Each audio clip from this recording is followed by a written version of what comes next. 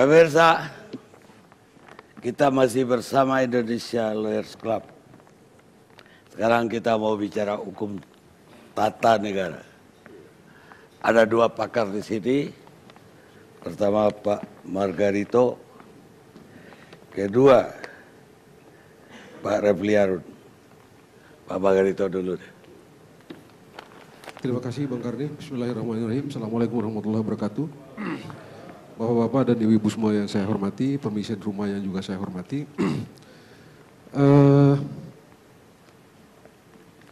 Dasar pemerintah Provinsi DKI memiliki kewenangan adalah Kepres 52 tahun 95. Kalau kita takar Kepres ini dengan Undang-Undang Nomor 12 Tahun 2011, jelas isi Kepres ini bersifat mengatur. Yang kalau kita pakai Undang-Undang Nomor 12 Tahun 2011, maka mestinya berupa Perpres, karena isinya mengatur. Tapi kita mengerti di masa Pak Harto, hampir semua tindakan yang bersifat mengatur atau kandak-kandak yang bersifat mengatur itu diatur seluruhnya di dalam Kepres. Untuk soal ini ada studi yang hebat sekali dari Pak Hamid Atamimi dan teman saya Mbak Ana yang sekarang sudah profesor. Nah, sekali lagi kedua studi ini menyimpulkan bahwa seluruh tindakan mengatur di masa pemerintahan Pak Harto dulu itu dituangkan dalam Kepres. Padahal mestinya Kepres kalau kita takar betul dalam hukum administrasi dan tata negara, mestinya ia bersifat pada hal ihwal hukum yang bersifat konkret, individual dan final, bukan bersifat mengatur. Tapi itu satu hal.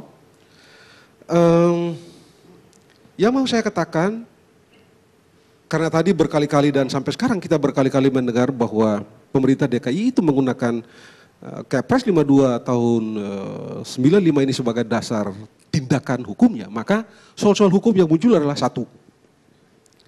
Apakah Pemda DKI punya tim pengendali? Satu ya. Yang kedua, apakah seperti yang tadi Bang Karni tanya, yang kedua, apakah Pemda DKI membentuk tim pengarah? Apakah juga Pemda DKI seperti yang Bang Karni tanya tadi, punya badan pelaksana? Karena itu perintah. Jadi tidak langsung pada SKPD katakanlah dalam istilah sekarang itu yang bertindak sebagai agen melaksanakan reklamasi ini. Perintah ini ditujukan kepada pemerintah DKI dan pelaksana reklamasi itu adalah badan. Saya mengerti tadi Ibu Tuti sudah mengatakan bahwa PP 41 tahun 2007 yang mengatur reorganisasi perangkat pemerintahan daerah. Dengan dasar itu katanya tadi Ibu Tuti bilang itu badan dihapuskan. Nah karena badan dihapuskan, apakah dengan itu serta-merta atau demi hukum kewenangannya beralih kepada organ-organ yang lain, padahal di sini spesifik menunjuk organ tertentu? Itu satu soal. Soal yang kedua adalah mengapa mesti badan yang melaksanakan reklamasi itu? Karena di Kepres ini pula Pemda DKI atas luasan daerah yang direklamasi itu memperoleh hak pengelolaan.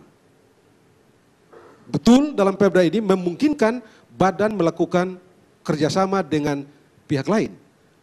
Tetapi poin besarnya atau poin hukumnya adalah Pemda DKI lah yang memegang hak atas tanah yang hasil reklamasi itu dalam bentuk hak pengelolaan. Dengan begitu maka kalau kita bicara hukum, setelah hak pengelolaan itu diperoleh oleh Pemda DKI, barulah kita bicara mengenai siapa yang bisa membangun di daerah itu. Jadi soalnya sekarang ini adalah apakah sekarang ini Pemda DKI sudah punya hak itu di atas tanah yang direklamasi itu atau tidak? Itu pangkal soalnya. Mengapa pula dengan itu yang kedua, yang ketiga, dengan badan pelaksana itu maka dalam bayangan saya, tafsir saya, izinnya bukan izin reklamasi kepada para pengemban, tapi kepada badan pelaksana itulah yang melaksanakan, bukan pengemban. Pengemban ikut sebagai partner dalam pelaksanaan, termasuk sharing budget misalnya.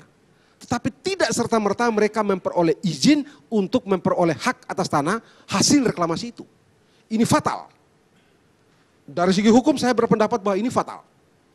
Mengapa fatal? Karena sekali lagi, kalau bisalah dijelaskan kepada rakyat di DKI ini, apakah Pemda DKI sudah memperoleh hak pengelolaan atas tanah hasil reklamasi itu atau tidak? Itu dulu yang kita mesti clearkan. Nah, kalau tanahnya sudah dapat hak pengelolaan, baru kepada pihak ketiga yang ingin membangun. Nah, di situ cukup logis untuk bicara mengenai kontribusi, tambahan kontribusi, dan lain-lain. Persis seperti yang dilakukan misalnya oleh Seknek di sekitar Kemayoran. Dengan badan pengelola gelora Bung Karno. Di areal-areal itu cukup banyak areal itu yang digunakan oleh pihak ketiga.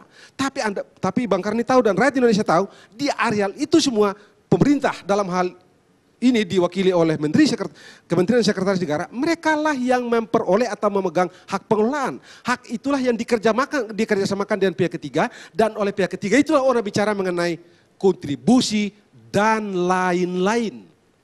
Di sini letak kekeliruannya.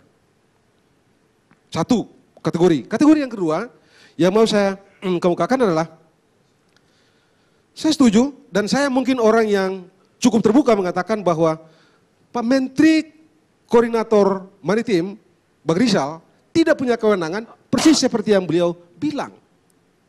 Tetapi sebagai ketua tim, eksekusinya atau pelaksanaannya memang nanti di Menteri Teknis. Karena beliau tidak punya kewenangan di bidang tata ruang. Beliau tidak mempunyai kewenangan di bidang perikanan. Beliau tidak punya kewenangan di bidang lingkungan hidup. Dan begitu juga misalnya di perhubungan. Tetapi sebagai sebuah polisi, beliau berwenang untuk mengordinir, mensinkronkan segala macam kebijakan di kementerian-kementerian yang berada di bawah koordinasi beliau. Pelaksanaan teknis saya setuju 1000% dan karena itu pula yang saya katakan dilaksanakan oleh kementerian teknis. Tidak mungkin kementerian lain. Karena itu saya senang tadi Bang Rizal bilang bahwa misalnya dalam soal izin penggunaan kapal keruk itu tadi ya dikeluarkan oleh tentu saja dikeluarkan oleh Menteri Perhubungan, dan karena itu secara hukum beliau pula lah yang memang menghentikan. Kan kita tahu dan saya yakin sekali Bang Karni tahu, dalam hukum kan ada prinsip siapa yang menerbitkan SK atau mengangkat, dia pula lah yang mencabut gitu kan. Itu standar dalam hukum itu. Nah karena itu memang kita mesti jujur mengakui bahwa Pak Menko memang tidak akan mungkin menerbitkan SK pemberhentian atau apapun namanya itu. Karena sekali lagi itu bukan kewenangan beliau. Kewenangan itu sekali lagi ada pada Kementerian Teknis. Saya sependapat, dan kalau Kementerian Teknis ini sudah misalnya mencabut izin lingkungan, selesai, nggak bisa bikin apa-apa. Kementerian Teknis misalnya mencabut larangan menggunakan kapal, selesai. Nah karena itu saya ingin mengatakan begini, supaya kita ini sehat dalam bernegara, supaya kita waras betul dalam bernegara, ubah ini Kepres. Apa Kepresnya dulu? Ubah Kepres 52 tahun 95 ini ubah. Bikinlah dalam peraturan presiden. Tunjuklah berbagai macam undang-undang lain itu yang terintegrasi atau yang saling terhubung itu sebagai dasar agar orang-orang ini, pemerintah DKI, orang-orang yang ingin menggunakan tanah di daerah yang direklamasi itu, PS pemerintah pusat semuanya memiliki kepastian. Tidak jadi masalah di belakang hari. Tidak jadi juga masalah bagi para nelayan. Karena jujur saja kalau kita mau cek di Kepres ini, memang ada perintah untuk perhatikan nasib nelayan. Memang ada perintah untuk mempertimbangkan hal-hal yang bersifat strategis, nasional. Seluruhnya diperintahkan. Cuman karena bentuk hukumnya ini sudah salah, ya maka menurut saya agar ini sehat kita, jalan terbaik adalah Pak Presiden ubah Kepres ini bikinlah dalam bentuk Perpres atau PP, dan kalau perlu, menurut saya, alihkan kewenangan ini seluruhnya kepada pemerintah pusat. Kewenangan memberikan atau melaksanakan reklamasi itu alihkan ke pemerintah pusat. Tentu saja karena ada keadaan hukum yang sudah berjalan, ini mesti dipikirkan bagaimana agar tidak ada yang dirugikan secara fundamental di situ. Cukup, Pak Saya kira itu, Bang Karni.